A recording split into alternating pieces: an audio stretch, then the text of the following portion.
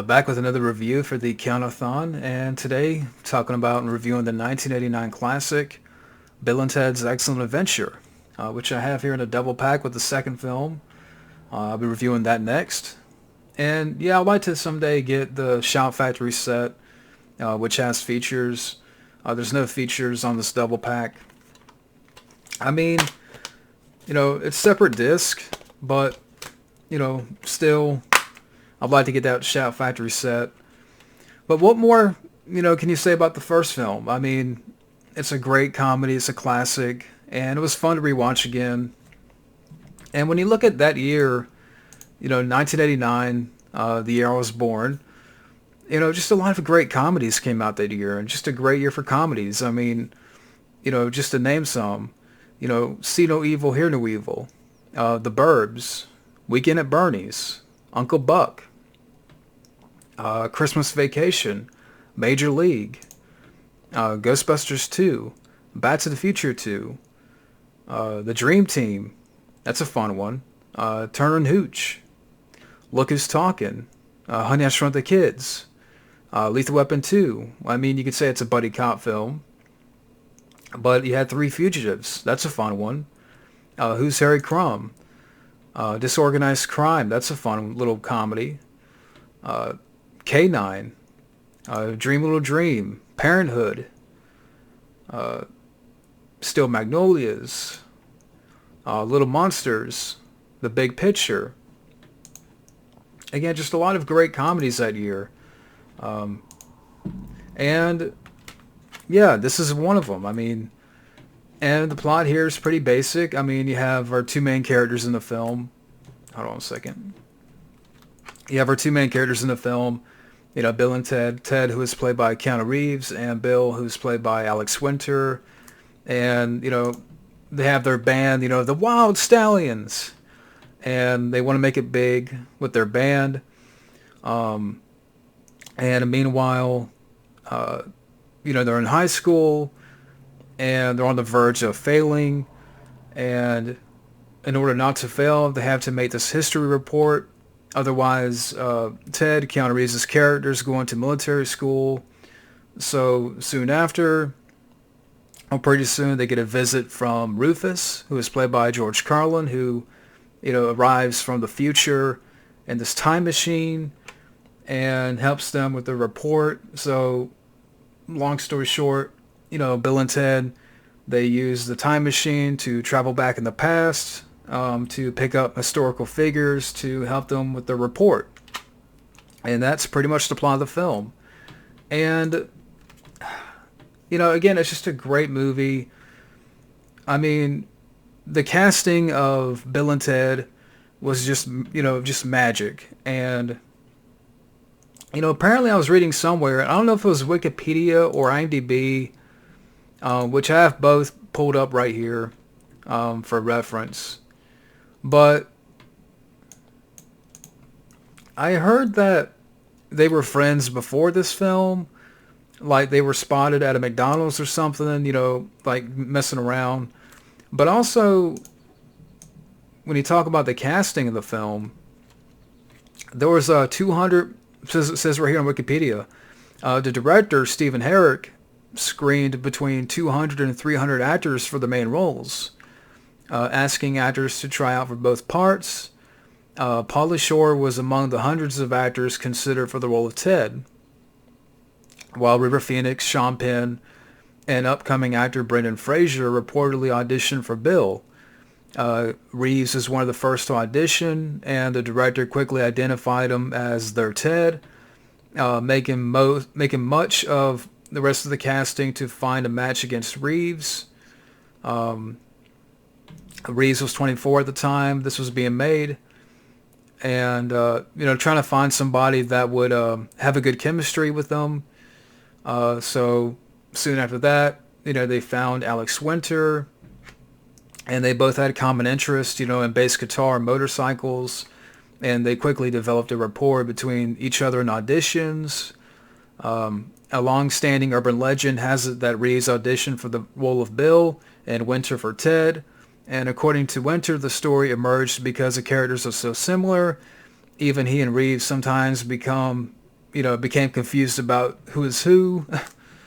And yeah, I mean, again, this just the casting of Keanu Reeves and Alex Winter was magic and great chemistry and a lot of fun. And you can't mention this film without, lines like, wild stallions and, excellent and, doing the air guitar thing and, a lot of, quotable lines in the film, which I'll talk about more. But you also have, Rufus in the film, played by George Carlin. And apparently when it comes to the casting of that, Alex Winter said that the casting of George Carlin as Rufus was a very happy accident. The role of Rufus has not been established when filming started.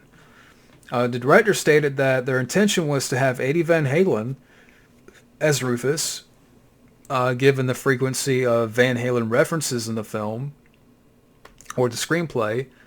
But because of the low budget for the film, they cannot make it happen. So they started to look for other people with acting experience that would fit the rock motif, including Ringo Starr, Roger Daltrey of The Who, and they also considered Sean Connery and Charlie Sheen. And they soon recognized that no one on the list was a comedian. I guess they were trying to find someone funny, so that's when they found and discovered George Carlin for the role. And yeah, George Carlin, he's having fun here. He's not in the film too much, when you go back and, rewatch, a little bit here in the beginning when they first meet, when he first arrives from the future. And that's, when you have lines, from Ted, strange things are afoot at the Circle K. But yeah, I mean, George Carlin, he's fun as Rufus, and everybody remembers Rufus, which he would come back in the second film. Let's see here. But, getting back to the casting real quick, again, George Carlin was fun. And, when you talk about the historical characters that they pick up from the past, I mean, you had Napoleon in the film and Billy the Kid and, Socrates or Socrates, who they call. And that was a fun little scene where, they go back to the past, the era of, Socrates and, Ted is like, all we are is dust in the wind, dude. Dust? Wind. And that scene just still cracks me up. And, they go back in time to pick up the princesses. And that's some, fun stuff there. Put them in the Iron Maiden. Iron Maiden? Excellent. Execute them. Bogus.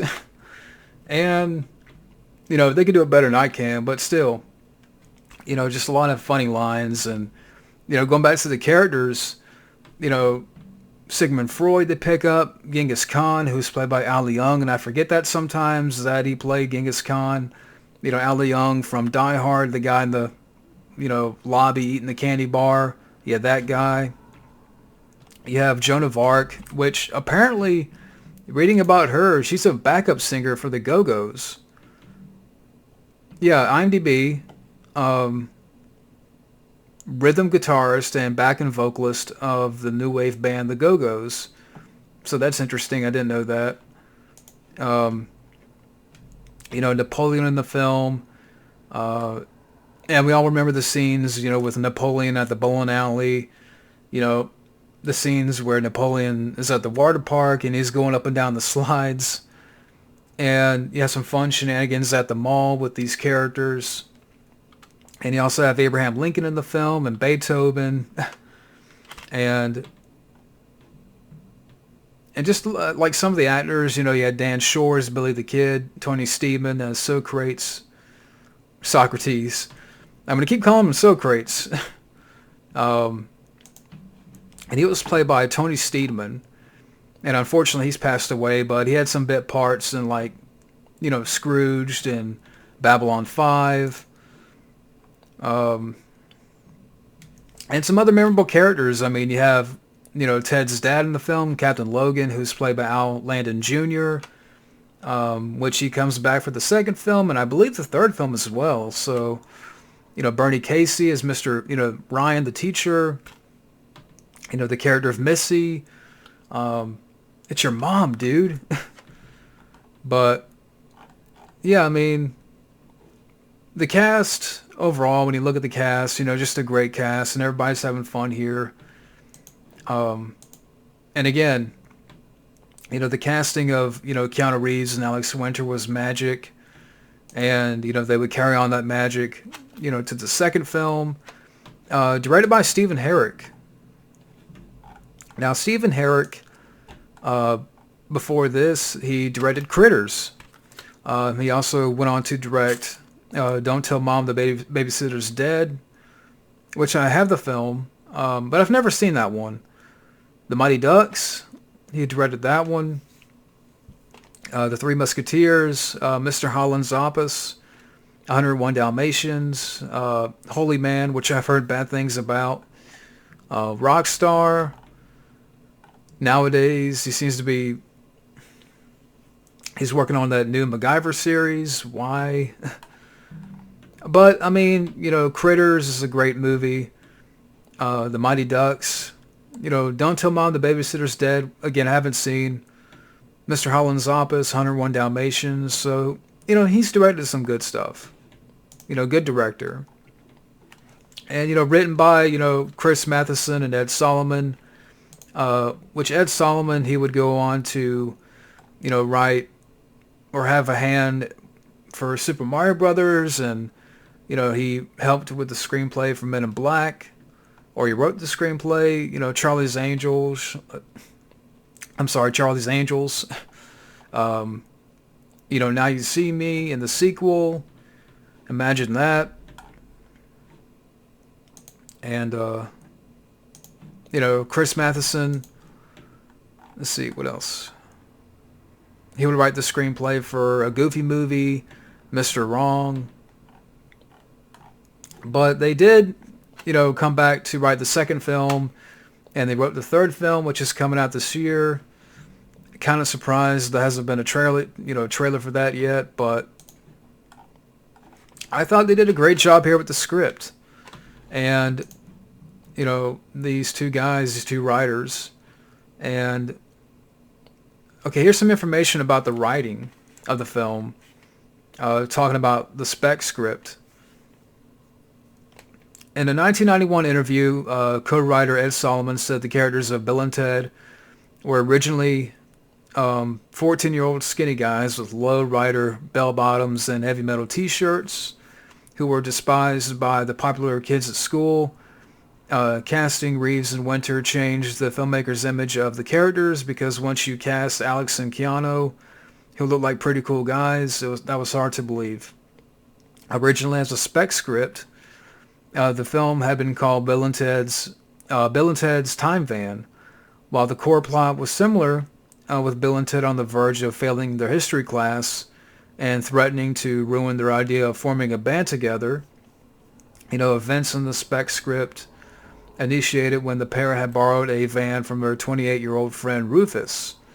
While driving the van, they end up in Nazi Germany, and after some hijinks, they bring Adolf Hitler back to San Dimas in the present, while they continue to collect other historical figures. Solomon affirmed this clearly becoming problematic, and Hitler was switched out with Napoleon in their final script. Other concepts in the spec script that were dropped, including more involvement of Bill and Ted's classmates, including having them travel in time with them, visiting Julius Caesar in the Roman Empire, and ending up causing his death, and befriending a caveman in the prehistoric age as to help him invent fire so they could light up a joint. The van, originally to be a 1969 Chevrolet, was abandoned as being too close to a concept, close in concept to the DeLorean used in Back to the Future. So, and then in early drafts of the script, other historical figures, included like Babe Ruth and some other ones. But yeah, it's interesting. And yeah, so that was in the spec script. Um,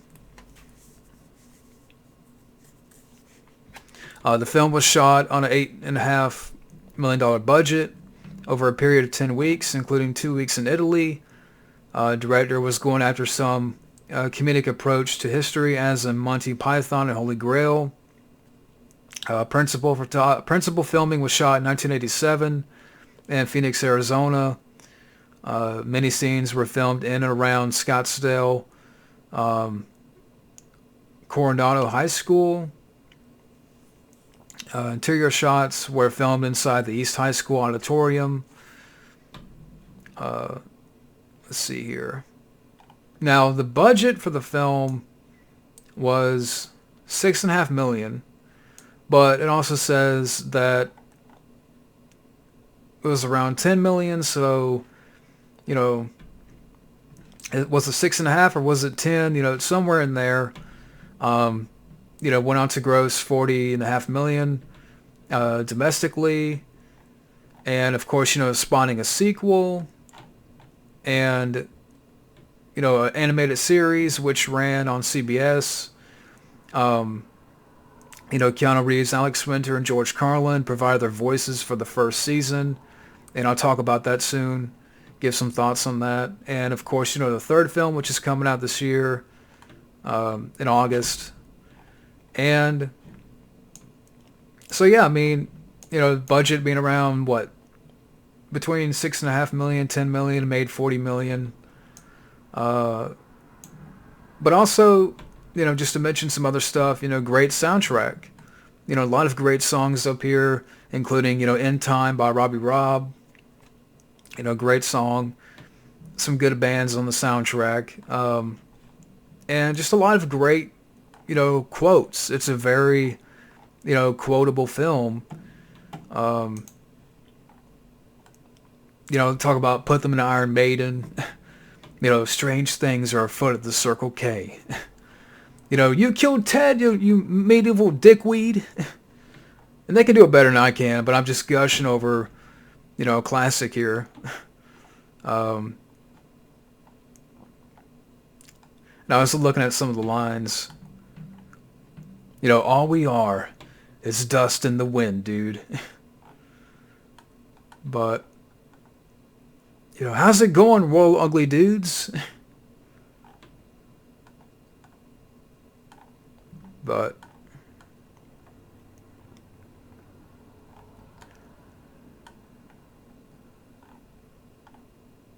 and then I forgot about that scene where, when they go back to Genghis Khan, when they pick him up, and there's some fun shenanigans there. Picking up the historical figures and Ted waving a Twinkie in front of Genghis Khan. That cracked me up. I don't know why.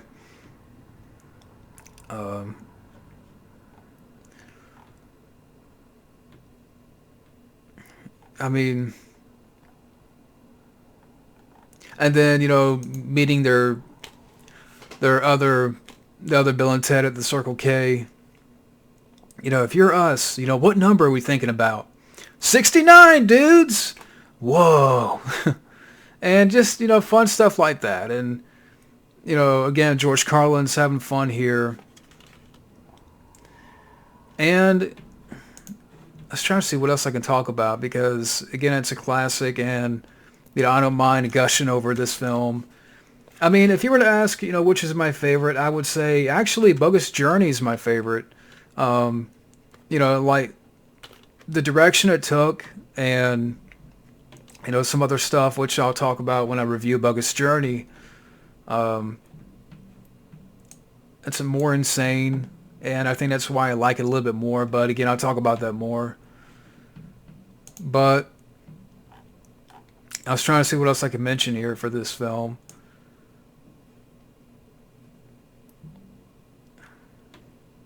I'm just kind of skimming through, but, overall, Bill and Ted's Excellent Adventure, it's a comedy classic, and, just a really great cast, and, and of course you all remember, be excellent to each other.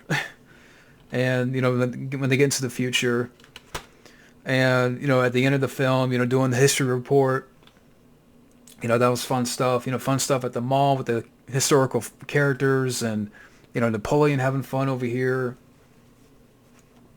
It's just a classic. And again, great cast, great soundtrack, and, you know, great script here from these two writers, which again, I know they would go on to write the other, the second one, the third one. Stephen Herek, did a great job directing. And overall, great movie. So, yeah, Bill and Ted's Excellent Adventure, great comedy. So next up, I'll be reviewing Bill and Ted's Bogus Journey. So you can look forward to that. But anyways, thank you for watching, and be excellent.